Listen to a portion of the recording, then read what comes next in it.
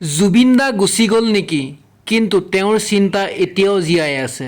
জুবিন দা গুচি গ'ল কিন্তু তেওঁৰ নামত কোনোবাই ঘৰ বনাবলৈ আৰম্ভ কৰিছে। জুবিন দা নামৰ সৈতে যদি পখিলা গছৰ প্ৰজাতিৰ সৈতে তেওঁৰ নাম জড়িত হৈ যায়, এতিয়া প্ৰশ্নটো হ'ল জুবিন দা সঁচাই গুচি গ'ল নে তেওঁ আমাৰ মাজত এতিয়াও জীয়াই আছে।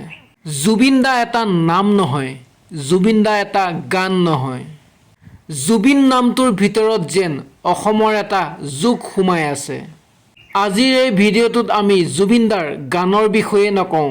আজি ক'ম আমি জুবিন দা যোৱাৰ পিছত তেওঁৰ প্ৰভাৱ কিমান দূৰলৈকে গৈছে। জুবিন দা মানে আচলতে কি? জুবিন দাক যদি কেৱল এজন ছিংগাৰ বুলি কোৱা যায় তেনেহ'লে কথাষাৰ অসম্পূৰ্ণ হৈ যায়। জুবিন দা অসমৰ অনুভূতি আছিল। জুবিন দাই 40টা ভাষাত 38,000তকৈও অধিক গান গাইছিল। কিন্তু সংখ্যা যিমানেই ডাঙৰ নহওক, জুবিন দাৰ আচল শক্তি আছিল মানুহৰ হৃদয়ত থকা কানেকশ্যন। জুবিন দা এজন শিল্পী নে এটা অনুভৱ? অসমত বহু শিল্পী আহিছে, বহু ছিংগাৰ আহিছে, বহু ছুপাৰষ্টাৰ আহিছে, কিন্তু এই সকলোৰে বাবে অসমৰ মানুহে একেলগে কান্দিছে নেকি? এইখিনিতে জুবিন দা অলপ বেলেগ। তেওঁৰ সৈতে মানুহৰ সম্পৰ্কটো চেলিব্ৰিটি আৰু ফ্ৰেণ্ডৰ মাজত সীমাবদ্ধতা নাছিল। জুবিন দা মানেই শৈশৱৰ স্মৃতি, কাৰোবাৰ প্ৰথম প্ৰেম, কাৰোবাৰ বিহুৰ ৰাতি, কাৰোবাৰ বাবে বন্ধুৰ সৈতে কটোৱা সময় আৰু কাৰোবাৰ বাবে এটা কঠিন সময়ত শুনা এটা গান। সেইবাবেই জুবিন দাৰ অনুপস্থিতিত কেৱল এণ্টাৰটেইনমেণ্ট ইণ্ডাষ্ট্ৰীৰ ক্ষতি নহয়, এয়া বহু মানুহৰ ব্যক্তিগত জীৱনৰ স্মৃতিৰ এটা অংশ হেৰাই যোৱাৰ দৰে। কিন্তু আচল টুইষ্ট ইয়াতেই। এতিয়া আহোঁ আমি আচল কথালৈ। জুবিন দা নাই, কিন্তু তেওঁৰ নামত মানুহে এতিয়া কি কৰি আছে? 2026 চনৰ আগষ্টত অসমৰ শিৱসাগৰৰ আমগুৰি শান্তিবনত বানপানী ক্ষতিগ্ৰস্ত পৰিয়ালৰ বাবে ঘৰ নিৰ্মাণ কৰি জুবিন নগৰ গঢ়ি তুলিছে। প্ৰতিবেদন অনুসৰি 17টা ঘৰ নিৰ্মাণ কৰা হৈছে। কামটোত জড়িত YouTuber mister Bitu. YouTuber mister বিটুৱে কৈছে, জুবিন দাৰ পৰা পোৱা অনুপ্ৰেৰণা তেওঁক এই কাম কৰিবলৈ আগুৱাই লৈ গৈছে। কথাটো ভাবি চাওক, জুবিন দা এতিয়া নাই, কিন্তু তেওঁ আদৰ্শৰ পৰা অনুপ্ৰেৰণা লৈ কোনোবাই যদি আন মানুহৰ মূৰৰ ওপৰত এখন ছাদ দিবলৈ চেষ্টা কৰে, তেনেহ'লে সেইটো কি জুবিন দাৰ প্ৰভাৱ নহয়? এজন শিল্পী গুচি যাব পাৰে, কিন্তু তেওঁৰ চিন্তাৰ পৰা জন্ম লোৱা কামবোৰক কেনেকৈ শেষ কৰিব? জুবিন দাৰ নামটো এতিয়া গানত নাই, আৰু ইয়াতেই কাহিনীটো আচৰিত হৈ যায়। 2026 চনত জুবিন দাৰ নামত নতুনকৈ চিনাক্ত হোৱা জীৱ বৈচিত্ৰ্যৰ নামাকৰণৰ কথাও প্ৰকাশ পাইছে। ফুল ফুলা উদ্ভিদৰ প্ৰজাতিটোৰ নাম ৰখা হৈছে অচবেকিয়া জুবিনগাৰ্গিয়ানা, আৰু এটা নতুন পখিলাৰ প্ৰজাতিৰ নাম ৰখা হৈছে ইউথালিয়া জুবিনগাৰ্গি। এজন মানুহে জীৱনত গান গাইছিল, আজি তেওঁৰ নাম গানৰ বাহিৰলৈ গৈ প্ৰকৃতিৰ জগততো লিখা হৈছে।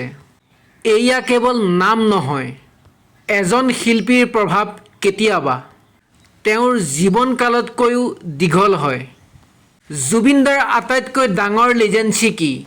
এতিয়া যদি সোধা যায় জুবিন দাৰ আটাইতকৈ ডাঙৰ কোনটো গান, বহুতে বেলেগ বেলেগ গানৰ নাম ক'ব।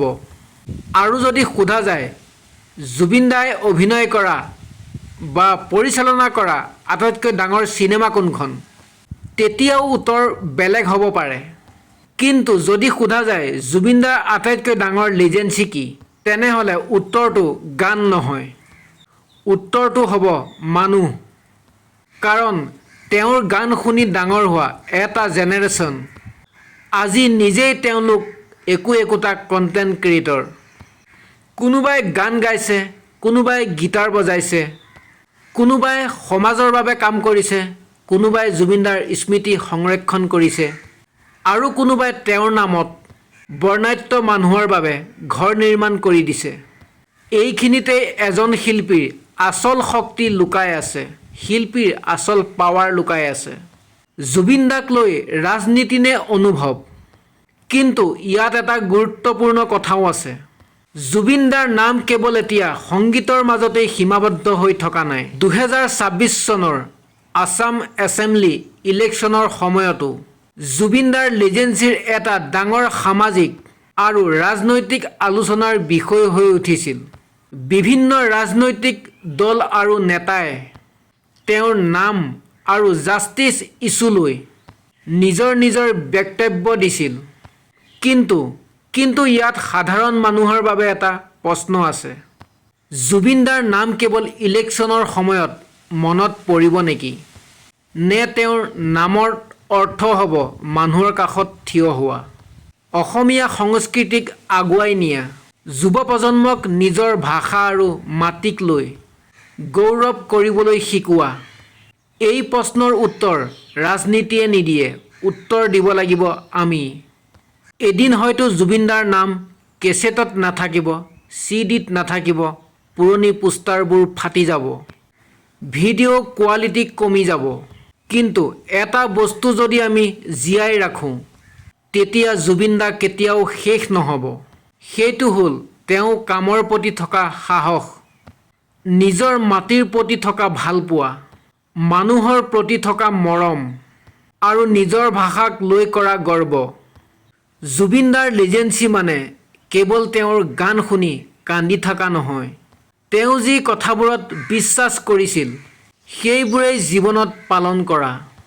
সেয়েহে আজি শেষ প্ৰশ্নটো আপোনালোকৰ বাবে। জুবিন দা সঁচাকৈ গুচি গ'ল নেকি?